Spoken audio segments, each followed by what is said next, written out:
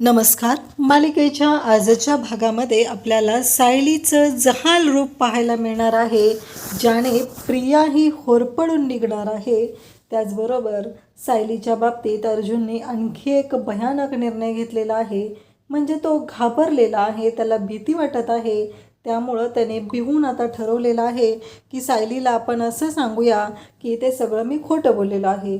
पण या सगळ्याचा सायलीवर काय परिणाम होतो ते आपल्याला या व्हिडिओमध्ये पाहायला मिळणार आहे. त्याचबरोबर इकडे सायलीच्या बाबतीत मूर्ख प्रिया जी आहे ती प्रतिमा आणि सायलीच्या विरोधात कारस्थान रचत आहे. तर या कारस्थानाचा प्रतिमा, रविराज आणि सायली कसा पर्दाफाश करतात ते आपल्याला पाहायला मिळणार आहे. त्यासाठी हा व्हिडिओ शेवटपर्यंत पहा. तर इकडे सायली आता स्वयंपाकघरात असते. जेवण बनवून झालेलं असतं आणि ती डायनिंग टेबलवरती सगळं सर्व करण्यासाठी घेत असते. त्याचवेळी अर्जुन म्हणतो की बायको, मला ना आज जेवायचंच नाही आहे. तेव्हा सायली म्हणते, काय झालं, तुम्ही असं का बोलताय? तेव्हा अर्जुन म्हणतो की बायको, आज मला ना हे सगळं तुझ्या हाताने खायचं आहे, असं तो सायलीला म्हणत असतो. मग सायली स्वतःच्या हाताने अर्जुनला जेवण भरवते. अर्जुनला ती जेवण भरवत असते तेव्हा तिला खूप छान वाटत असतं. फायनली आज अर्जुन आणि सायली दोघं एकत्र आलेले असतात. ते दोघं खुश असतात आणि सायली पण खूप खुश असते. सायली ही अर्जुनला आपल्या स्वतःच्या हाताने जेवण भरवत असते. आणि त्यानंतर तिथे विमल येते आणि म्हणते, सायली ताई, अहो काय चाललंय तुमचं हे? असं विमल जेव्हा सायलीला बोलते तेव्हा विमल सायलीला बोलल्यानंतर सायलीला धक्का बसतो. कारण तिथे अर्जुन नसतो तर सायलीला तो भास होत असतो आणि सायली भरणीतलं मीठ तिथे डायनिंग टेबलवरती ओतत असते. त्यानंतर आपल्याला पाहायला मिळतं की सायली ही अर्जुन आहे असं समजून पुन्हा वागायला सुरुवात करते. विमल म्हणते की सायली ताई, मी ते करते, तुम्ही गाजर चिरून घ्या. सायली आता गाजर चिरायला जाते. तेव्हा तिथेच किचन ओट्यावरती येऊन अर्जुन बसलेला असतो आणि म्हणू लागतो की हाय बायको, असं तो सायलीला म्हणतो आणि सायलीला धक्का बसतो. सायली म्हणते, काय चाललंय हे सगळं, काय होतंय, मला असं सारखा यांचा भास का होतोय? हा प्रश्न सायलीला पडलेला असतो आणि सायली अर्जुनला म्हणत असते की अहो काय चाललंय तुमचं हे सगळं? मग अर्जुन सायलीच्या जवळ येतो आणि तिला म्हणू लागतो की बायको, मला तुला काहीतरी सांगायचं आहे. असं म्हणता क्षणी सायली म्हणते की काय झालं, काय बोलायचं आहे तुम्हाला? तेव्हा अर्जुन सायलीच्या जवळ येऊन बसतो आणि सायलीला म्हणतो की बायको, माझं तुझ्यावरती खूप प्रेम आहे, असं सांगत असतो. आणि सायलीला खूप छान वाटत असतं. सायली खुश असते, सायली या आनंदात असते, कारण फायनली तिचा अर्जुन हा तिचा झालेला असतो. हे सगळं आपल्याला पाहायला मिळतं. तर अर्जुन सायलीच्या जवळ आलेला असतो आणि सायलीच्या कानामध्ये प्रेमाची कबुली देत असतो. तिला म्हणत असतो की बायको, मला ना तुझ्याशी खरंच महत्त्वाचं बोलायचं आहे. सायली मात्र लाजत असते आणि सायलीला कळतच नाही की या सगळ्यामध्ये तिचं बोट कापलं जातं आहे, तिला लागलेलं आहे आणि मग तिच्या हातातून रक्त येत असतं.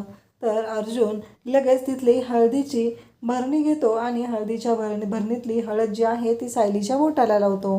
कारण सायली जोरात ओरडलेली असते, आई गं करून ओरडलेली असते, म्हणून अर्जुन तिला हळद लावतो. तिला थोडंसं लागलेलं असतं. मग त्यानंतर सायलीला कळतच नाही आहे की अर्जुन म्हणतो, बायको कळते का तुला, हे काय करतेस तू? तेव्हा सायली पाहते तर विमल तिथं असते आणि विमल सायलीच्या बोटाला तिथे हळद लावून देत असते. विमल म्हणते की सायली ताई, काय झालं तुम्हाला, हे काय करताय तुम्ही? असं विमल सायलीला बोलते. तेव्हा सायली मात्र वेगळ्यातून येत असते, वर पाहत असते. तेव्हा विमल म्हणते की सायली ताई, काय झालं आहे? आणि मग सायली भानावर येते. सायलीला कळतं की ते अर्जुन नाही आहे, हा आपल्याला भास होत आहे.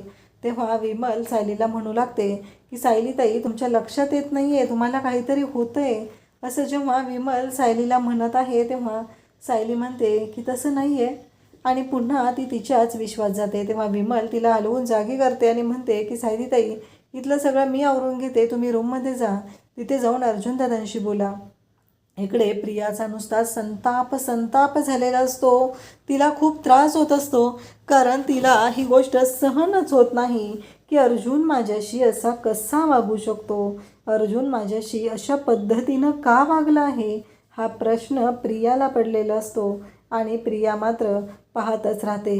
तिला कळायचं बंद झालेलं असतं.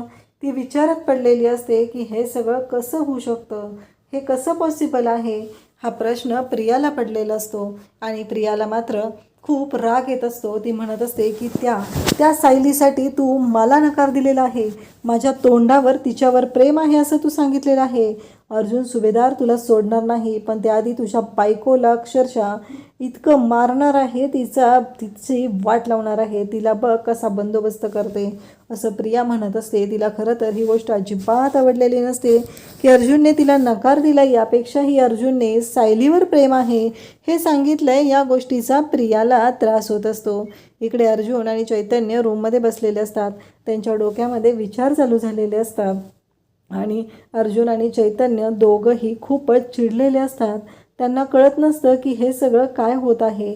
आणि त्याचबरोबर अर्जुन इकडे चैतन्याला म्हणत असतो की तू माझा मित्र आहेस का दुश्मन, तू काय वागतोय रे माझ्याशी असं, मला सांग ना नक्की काय करू मी, सायलीला कसं सांगू. तेव्हा चैतन्य म्हणतो की आता ते तुलाच करावं लागणार ना रे, मी काय सांगणार आहे काय करायचं आहे ते, मला नाही कळत त्या बाबतीत असं चैतन्य अर्जुनला सांगत असतो. परंतु अर्जुन चैतन्याला म्हणत असतो की चैतन्य प्लीज असं काय करतोयस, मला सांग ना नक्की काय केलं पाहिजे मी, असं तो चैतन्याला म्हणत आहे. परंतु तेवढ्यात सायली आलेली दिसते आणि सायली आलेली पाहून चैतन्य अर्जुनला म्हणतो की अर्जुन ही केस तुला सॉल्व करायला लागणार आहे आणि तू एकट्यानेच ती सॉल्व करायची आहे. मला नाही वाटत की दुसरं कोणी तुझ्या मदतीला येईल आणि दुसरं कोणी मदतीला आलं तरी तुला त्याचा फायदा होईल असं मला वाटत नाही आहे. पण मला माहिती आहे शुअर तू ही केस सॉल्व करू शकतोस, या भाषेमध्ये चैतन्य अर्जुनला सांगत आहे. त्यानंतर आपल्याला पाहायला मिळतं की चैतन्य आता तिथून बाहेर निघायला लागतो आणि त्याचं असं ठरलेलं असतं की आता यांच्या दोघांच्यामध्ये पडायला नको. आणि सायली तिथेच दारात उभी असते. चैतन्य म्हणतो की अर्जुन तू नक्की सॉल्व करशील, मला माहिती आहे ही केस, मला माहिती आहे तू एका वेगळ्या पद्धतीनं ही केस सॉल्व करशील असं चैतन्य म्हणत असतो. आणि इकडे अर्जुन मात्र घाबरलेला असतो आणि त्याला कळत नसतं की आता सायलीला कसं उत्तर देऊ. कारण चैतन्याने आधी त्याला प्रश्न विचारलेले असतात की सायलीवेनी काय म्हणाली आहे तुला, तिची रिॲक्शन काय होती. तेव्हा अर्जुन म्हणालेला असतो की काहीच नाही आहे, ती शांतच होती, ती काहीच नाही बोलली. म्हणजे आता सायली येऊन कॉन्ट्रॅक्ट मोडणार आणि निघून जाणार ही भीती अर्जुनच्या मनात निर्माण झालेली असते. आणि इकडे अर्जुन चैतन्याला म्हणत असतो की मला कळत नाही आहे की काय करू. चैतन्य मात्र त्याला धीर देत असतो की नक्की तू ही केस सॉल्व करशील, हँडल करशील, मला खात्री आहे, तू अजिबात टेन्शन घेऊ नको असं चैतन्य अर्जुनला म्हणालेला असतो. अर्जुन म्हणतो म्हणजे नक्की सॉल्व होईल मला, चैतन्य म्हणतो की हो नक्की होईल. आणि मग सायलीकडे तिचं तोंड फिरवतो आणि म्हणतो की बघितलं का कोण आलेलं आहे, म्हणून मी तुला सांगत होतो की शांत राहा. आणि चैतन्य आता तिथून निघून जातो. सायली मात्र पाहतच राहते. सायली लाजत असते. सायली अर्जुनशी बोलायला आलेली असते आणि सांगणार असते की तुम्ही एकदा मला म्हणा, फक्त माझ्या तोंडावर सांगा की तुझ्यावर माझं प्रेम आहे, मी लगेच माझ्या मनातल्या भावना तुम्हाला सांगणार आहे असं अर्जुनच्या बाबतीत सायलीने ठरवलेलं असतं. पण अर्जुन सायलीला म्हणतो की मला तुमच्याशी बोलायचं आहे. तेव्हा सायली म्हणते की मलाही तुमच्याशी बोलायचं आहे. आणि मग अर्जुन म्हणतो मगाशी मी जे प्रियाला बोललो तेव्हा सायली म्हणते की हो तुमचं माझ्यावर प्रेम आहे हेच ना. तेव्हा अर्जुन म्हणतो की हो तेच मी बोललो. सायलीला म्हणतो की तुम्हाला स्पष्ट ऐकायला येत होतं ना. तेव्हा सायली म्हणते की हो. तेव्हा अर्जुन म्हणतो की हे सगळं मी नाटक केलं होतं, मी हे खोटं बोललेलो आहे. तेव्हा मात्र सायलीला धक्का बसतो. सायली म्हणते की काय नाटक, तुम्ही खरंच हे नाटक केलं होतं. तेव्हा अर्जुन म्हणतो की हो मी खरंच हे नाटक केलेलं होतं. तेव्हा सायलीला इतका मोठा धक्का बसलेला आहे कारण सायलीने तर मृगजळासारखे अनेक स्वप्न पाहिलेली होती आणि सायलीला आता कळायचं बंद झालेलं आहे की आपण यामध्ये अडकलो गेलो याची जाणीव तिला होत असते. अर्जुन मात्र इकडे स्पष्टपणे सांगून टाकतो की काहीही झालं तरी मी आता हे सगळं जे काय आहे ते मी तुम्हाला सांगितलेलं आहे. आणि अर्जुनने भडाभडा त्याच्या मनातल्या गोष्टी बोलून दाखवलेल्या असतात. तेवढ्यात अर्जुनचा फोन वाजतो आणि अर्जुन निघून खाली जातो. त्याला पडलेलंही नसतं की आपण सायलीला हे बोलल्यानंतर सायलीच्या मनाची अवस्था काय होणार आहे, त्याला जाणीवही नसते.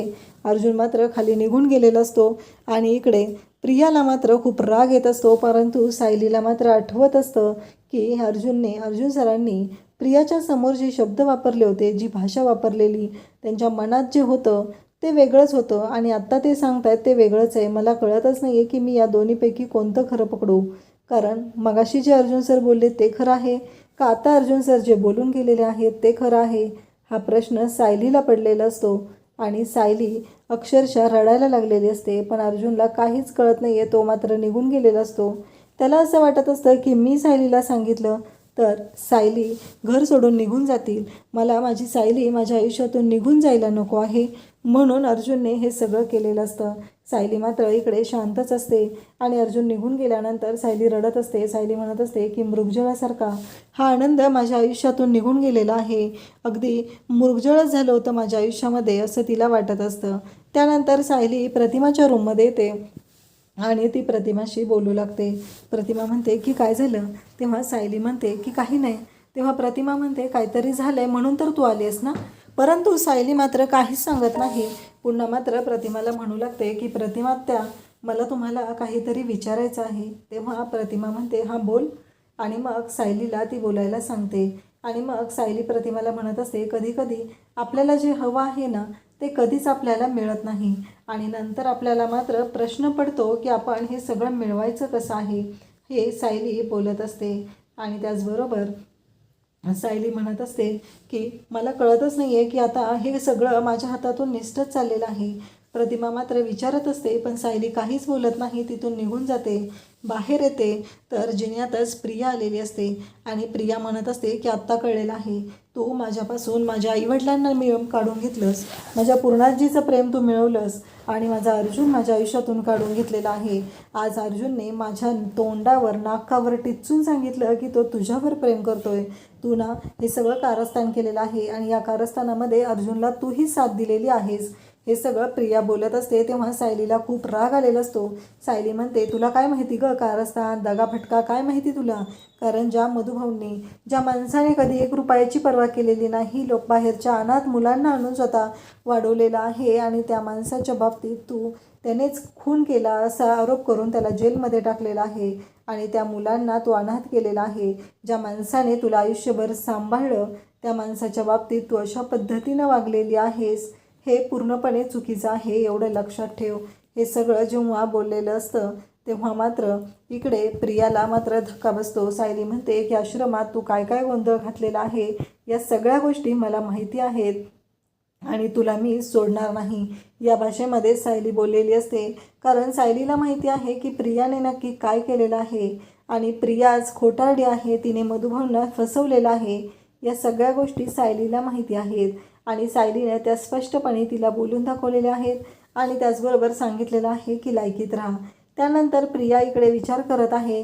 प्रिया म्हणत आहे की ही सायली जरा जास्तच बोलायला लागलेली आहे. पण एक मला कळलेलं आहे की सायली आणि त्या प्रतिमा यांच्या दोघींमध्ये काहीतरी बॉन्ड आहे आणि ज्या बॉन्डमुळं त्या दोघी एकत्र येऊ शकतात. पण आज मी सायलीला दाखवणार आहे की मी काय करू शकतो ते. कारण काहीही झालं तरी असं प्रिया म्हणत असते की मी हिला आणि प्रतिमाला वेगळं करणार आहे. इकडे चैतन्य आणि अर्जुन बोलत असतात. चैतन्य म्हणतो असतो काय झालं, काय म्हणाला सायली वहिनी. तेव्हा अर्जुन म्हणतो की नाही, मी त्यांना सगळं सांगितलं पण त्या काहीच बोललेल्या नाहीत. हे ऐकल्यानंतर चैतन्य म्हणतो म्हणजे. त्यावेळेस अर्जुन म्हणतो की त्या काहीच रिॲक्ट नाहीत झाल्या. तेव्हा मात्र इकडे सायली खूपच रडत असते. तिला वाईट वाटत असतं की हे सगळं आपल्या बाबतीत घडत आहे आणि आपण काहीही चुकीचं केलेलं नाही तरीही आपल्यालाच या गोष्टींचा त्रास होत आहे. या सगळ्याचं सायलीला वाईट वाटत असतं. अर्जुन सरांनी माझ्यावरती प्रेम केलं असं मला वाटलं, पण आता मला निर्णय घ्यावा लागणार आहे.